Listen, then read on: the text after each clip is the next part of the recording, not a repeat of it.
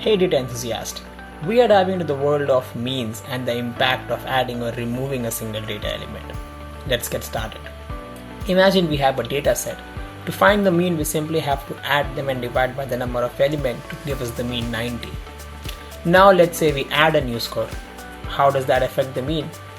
Its impact depends on the value of the new score. If the new value is greater than the original mean, say 95, then the new mean increases. Whereas if the value is less than the original mean, say 85, then the new mean decreases. Interestingly enough, if the value is equal to the mean 90, then the new mean remains the same. Similarly, when we eliminate 95, 85 and 90, which is greater than, less than and equal to the mean from the data set, the new mean decreases, increases and remains the same respectively.